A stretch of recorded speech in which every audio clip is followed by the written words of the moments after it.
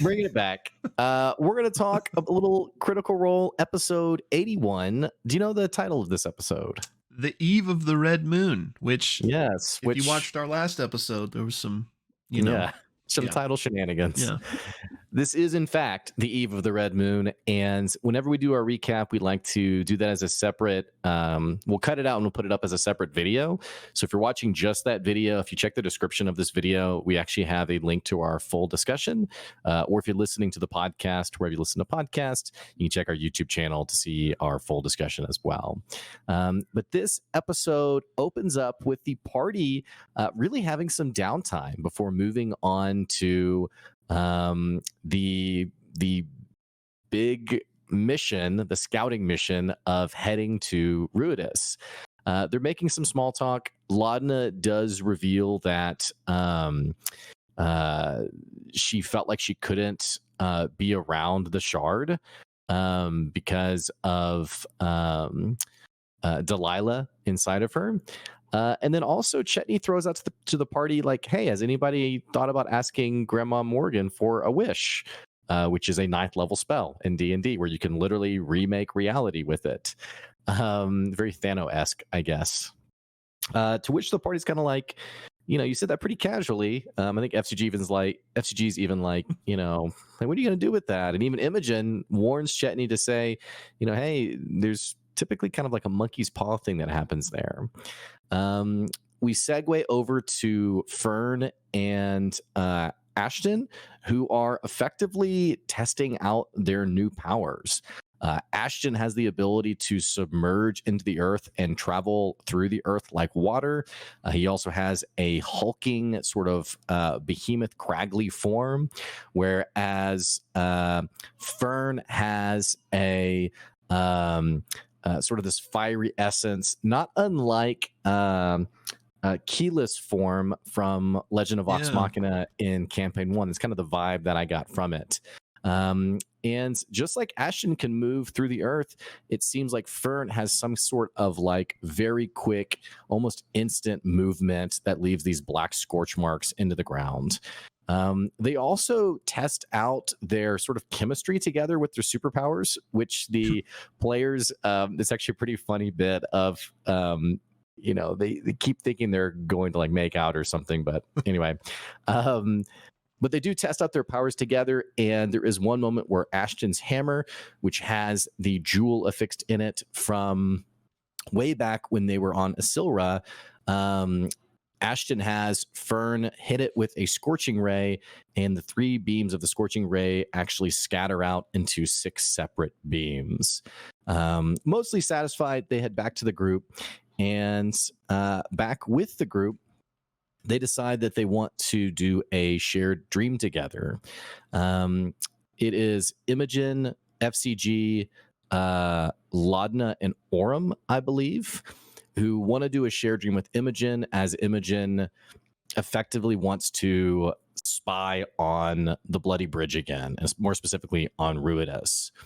We get a description of Imogen sort of like going through her memories, memories of Laudna, of her home, all these different things before eventually arriving on Ruidus in this sort of like astral projection kind of way almost. And then goes through the surface of Ruidus down through caves underneath Ruidus and even flowing water. And Matt describes rivers and even like almost like an ocean of water underneath Ruidus, as well as these teal crystals that are affixed within the caverns, before finally arriving at presumably the core of Ruidus, where Imogen feels completely at home. And then Matt even asks her, do you resist or do you give in, basically? And she's like, I'm giving in. Her friends, the spell ends, her friends disappear, and Matt describes this feeling of basically being home, that she's never felt more at home than this moment. The party wakes up, including Imogen. Orem, who we've seen to be somewhat suspicious of Imogen's intents with the Ruidus power, asks, like, hey, you kind of lingered a little bit after us. What happened? Imogen kind of plays it off. Orem rolls a nat 20 for an insight check and gets a whisper from Imogen on this. And then we get some kind of like a weird, are we the baddies energy of Imogen talks about how she felt at home, and Laudna's like, that's good, right? Didn't we say like we want to embrace it now? Like we want to give into it now? And FCG's kind of like, yes, but that's are we the baddies? Like that seems like there's something off there. Meanwhile, this is a little bit out of order. I think Chetney actually did this beforehand, but Chetney goes to Morgan to get his wish. Knocks on the door. It's a speaking door. He tells the door that where he comes from, there are doors with names, to which the door asks, what's a good name for a door? He says the name Dorian and Bordor, to which the door says, that's a little bit too on the nose for me. And finally, he gives him the name Push Pull, Sir Push Pull, before welcoming Chetney into Grandmother Morgan's collection room. And basically asks for his wish to be, I want to be the greatest toy maker in the world, to which Morgan says, you will be notorious. And in return, asks for something very small, a shard of Predathos for them to bring back on their mission. All this to say, he does reveal to the party that he did ask for a wish, to which FCG is like, I'm sure you wouldn't do anything that would, put us in jeopardy, and that it wasn't selfish at all. And Chetney's like, no, it definitely was selfish. It was totally and completely for me. All that to say, the party goes to sleep to prepare for the next day, but not before Orym sneaks off and goes to Morgan's collection room to make a wish of his own, and effectively bargains and says, I will be your champion. I will serve you. I will work for you. But in return, my friends all have to make it back alive. And there's a bit of a clever wordplay back and forth with them before Orym very deliberately says they have to all come back alive for this deal to take effect. The night ends, and I think, do we go to break before they head back? I believe so, right? Yeah, I think that's where it goes to break. Okay. Why don't you take it from there? Yes, sir. So we pick up basically the next morning, still at Morgan's house. The crew comes down and, has some breakfast. Of note here is that, there's food at breakfast, obviously, but Nana Mori also has something for FCG to eat as well. So she tosses him this like silver orb with like etchings on it that like kind of look like faces, but you can't really tell. Orym takes a look at it and he's like, yeah, I don't think these are faces. So FCG eats it and then burps, and like within the burp you can hear like screams. So not entirely sure what's going on there. But they have breakfast. Everyone kind of says their goodbyes. And then we have Allura and Morgan kind of collaborate on the plane shift back to Exandria. Morgan helping with the whole time dilation aspect of it, so that they didn't lose any time from coming here. So as this is happening, it kind of feels like a moment is stretching on for hours, but the party eventually kind of tumbles through space and lands back on the prime material plane, near the western encampment of the Hellcatch Valley. So from here, they can, see Ruidus, see the bloody bridge, and see kind of this ramshackle fortress a little bit away.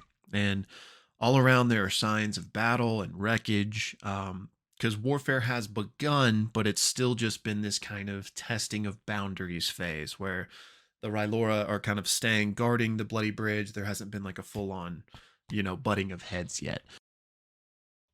They see all sorts of war mages, druids, banners, representing all the nationalities around Exandria, until they eventually enter the gates of this encampment, led by Allura. And as they enter, they are approached by a group of people who are flanked by a ton of guards. So of these people that approach them, we have an orcish man who is well-dressed, handsome. We have a female dragonborn with only one arm, wearing the tabard of the Tal'Dorei Council, and finally an elderly man with darker skin, who is like massively ripped, and wearing the colors of the Stormlord.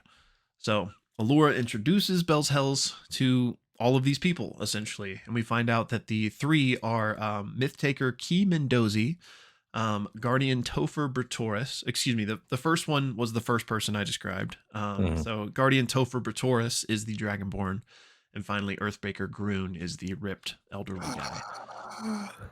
I was like, very sorry, I was very much Leonardo DiCaprio, like, I I know that guy the from pointing meme, yeah. yeah. Classic. So the introductions are handed out, and the crew is escorted to like the main war tent, where Keyleth and Percy are as well. But Fern can't help but notice that Earthbreaker Groon is kind of heavily eyeing down herself, Fern, and also Imogen. So they make their way into this tent, and basically everyone's going over the plan. There's going to be illusions of these beasts basically attacking the Rylora as a distraction for Bell's Hells. And in conjunction with these illusions, we also have these meat wagons, essentially, that will provide bloodshed and gore so that the illusions seem more real. We're also talking about, because the Rylora can kind of sense nearby mines, that they're going to have to use scrolls of non-detection to help like stay stealthy. Bell's Hells is. Groon pipes up, Earthbreaker Groon, and says that, you know, his men are going to be on the front line, so like do not waste their sacrifice. And they decide, okay, we all are pretty much ready. Let's set everything in motion in 1 hour. And Allura tells Bell's Hells, like, hey, just learn everything you can, get as much information as you can. Who are the Rylora? What do they want? You know, if there's any leaders that can be negotiated with, yada, yada, yada. Just anything you can learn. Fern goes over to Groon during this and is like, hey, why were you staring at us? And he says, my eyes don't see, they sense. And he knows that Imogen and Fern are both Ruidus born. And like several heads in the room turn at this because they didn't know. And they're like, we're sending Ruidus born to Ruidus? Like, can we trust them? And Topher Batoris pipes up and is like, I've sent Ruidus born like to help in this before, and like they forgot their mission and like turned sides and joined the rest of them. And Bell's Hell's like, that's not gonna happen. Orem is like, our connections to the moon have allowed us to get this far, like it's an asset. And Allura stands with him and is like, yes, like I vouch for them. You know, if you trust me, if you trust the voice of the Tempest, then, you know, trust Bell's Hells. And Groon's like, yeah, you know, I trust that they're capable, and if not, the storm will find them, basically threatening them. So final preparations are made, and Imogen lets the party know that, like, hey, the pull of Ruidus is like extremely strong. And they're like, hey, just let us know if it's too much. And Laudna has a quick conversation with Keyleth during this time, who looks very distracted.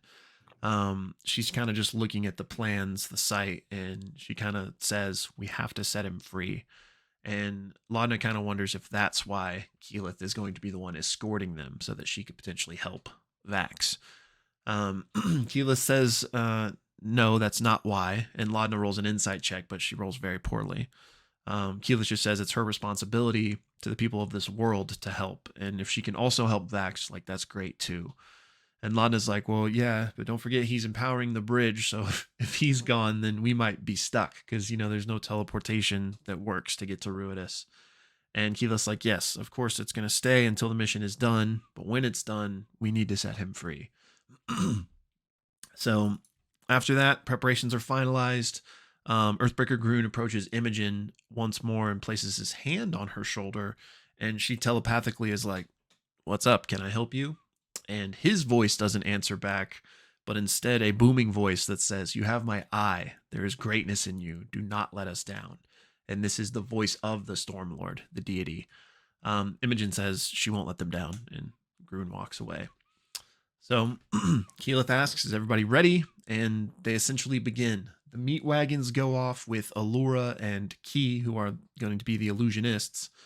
And Keyleth and Bell's Hells, you know, go the other way. And she's like, stick close to me.